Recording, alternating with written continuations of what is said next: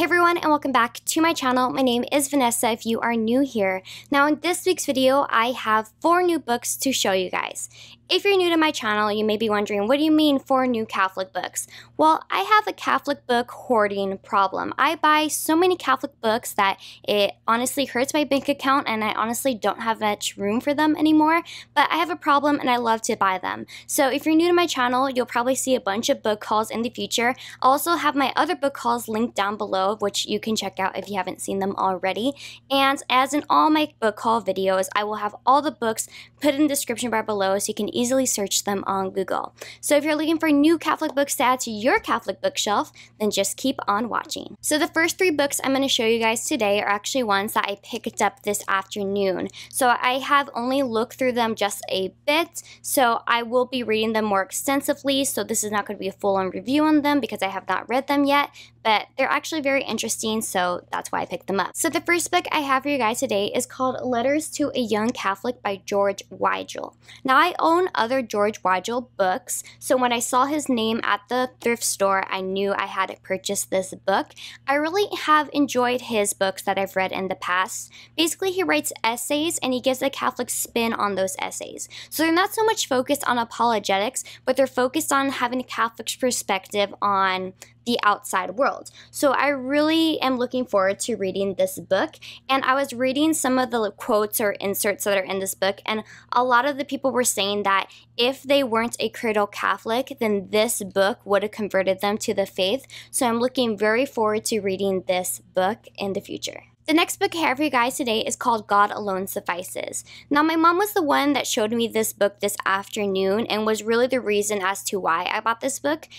I have been going through a spiritual journey, as all of us are, and I have been more focused on growing my relationship with God and less about apologetics and defending the faith. It's still what I love to do, but I found myself at this point where I really need to grow my relationship with God before I can move forward with my apologetics. So I've been picking up a lot of books of people also going through the same spiritual journey of like defending their faith, but knowing that they need to trust in God and follow God first before they can go ahead and lead others. So when my mom saw this book, she was just like, I think you need this book.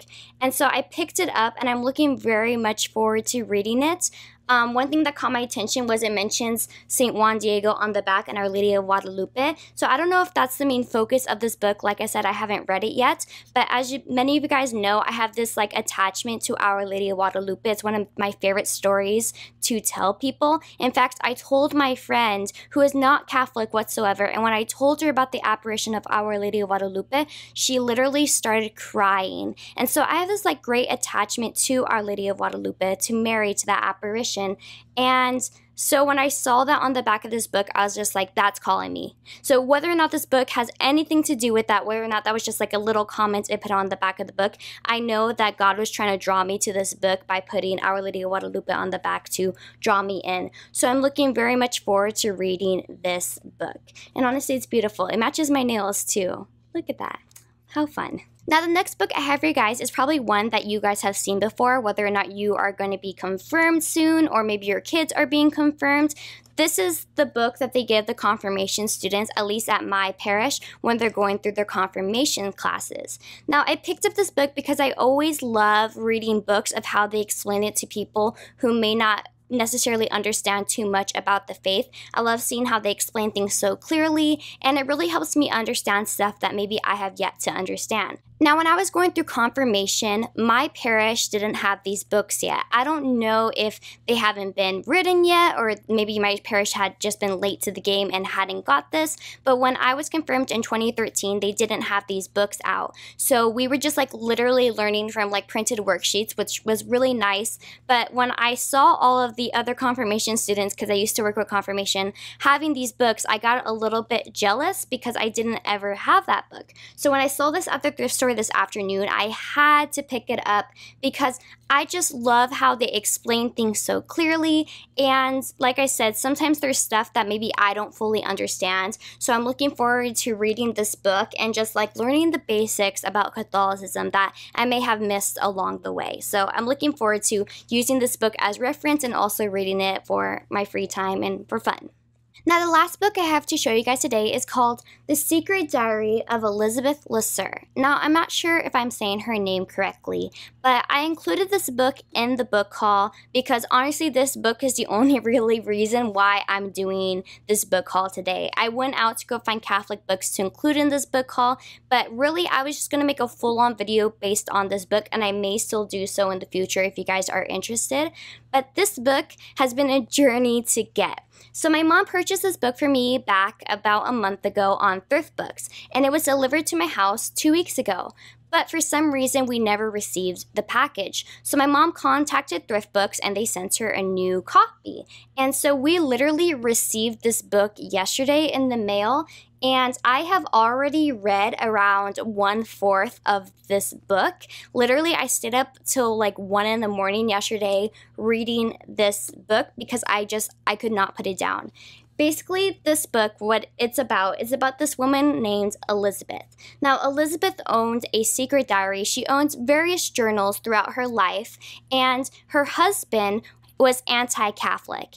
And Elisabeth's whole life, she went through many struggles. She went through many illnesses, and she lost many friends and family members to illnesses or sudden deaths. So Elisabeth's life was not easy whatsoever, and the fact that her husband was anti-Catholic made it that much harder.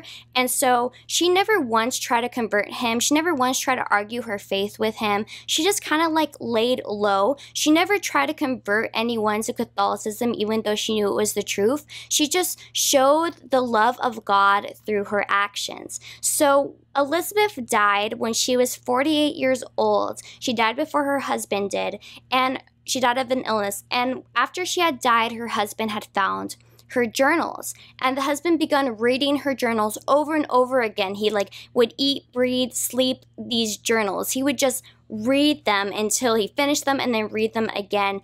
And Elisabeth said that she made a promise to God that she would give her life for her husband to convert to the Catholic faith and become a priest.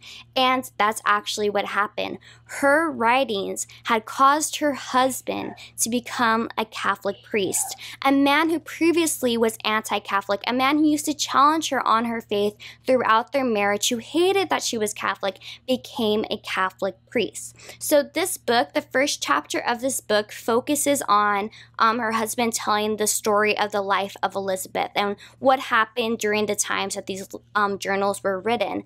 And then the rest of the book is actually inserts from her journal. I don't know if you can see there, but there are dates of the journals, and there's various sections talking about different journals that were written. It was this journal these years and this journal on some other years. So I'm reading this book because, like I said, I'm going through a spiritual journey where I want to be drawn closer to God. And Elisabeth also dealt with struggles, as many of us do. And sometimes we get weighed down so much by the struggles in our everyday life, and we think that we can't overcome them, that we lose a slight trust in God, or we're just struggling and we don't understand why. Elisabeth went through some horrible struggles through her life, but yet she never moved away from her faith, as many of us have gone through. A lot of us go through struggles and don't move away from our faith, we don't renounce our faith, but we do have some time where we lack trust in God that things are going to work out as Elisabeth did, yet she always tried to remain with God. And as a person who's really into apologetics and is really into defending the faith, I have fallen into this thing where sometimes I find myself arguing with people, whether it be my ex-boyfriend or my friends, talking about the faith and saying this is why my faith is right, and getting into arguments with them, and not so much showing the love of God and the beauty of Christianity through my actions. I always end up making Christians probably look bad in some situations because how much I was arguing. So this book really made me take a step back and really reflect on the way I was acting throughout my life or throughout these past years, and looking at my shortcomings and realizing that I need to show the beauty of God through my actions. And she talks a lot about how she's suffering and she's going through pain, but that's not important because what's important is what God is teaching her through those sufferings and through those pains, and that she's going to remain silent about the pains and suffering she's going through. She's not going to tell everyone she's praying and reading the Bible every day, or she's meditating on the Word of God. She's just going to do it and have God know. She's not going to go like tell everyone and chant on roofs that she's doing these things, because it's between her and God. And I really am enjoying this book because it's making me see myself in Elisabeth, as I think a lot of us do see ourselves in Elisabeth. And it's also making me realize how I wish to be Elisabeth. Elisabeth wanted every day to be an apostle of Christ. She wanted to be an apostle of Christ, and how we should strive to be apostles of Christ.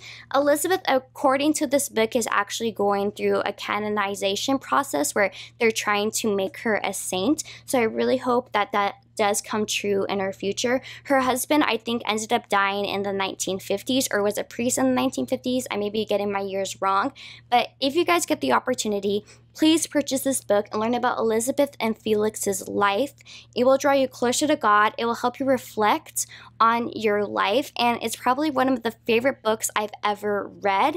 And, well, I haven't finished it yet, but I'm looking forward to probably finishing it this afternoon. Honestly, my college professors want me to read a textbook in class, and I never want to do it. So hopefully they don't come across this video because they go, oh, I don't have time to read. And literally I was up till 2 a.m. reading a quarter of this book. And it's a thick book. So I suggest picking up this book. I really highly suggest it. So guys, I hope you enjoyed this book haul and found 4 new books that you can add to your Catholic bookshelf. If you have any book recommendations, please leave them down below. I love to hear from you guys.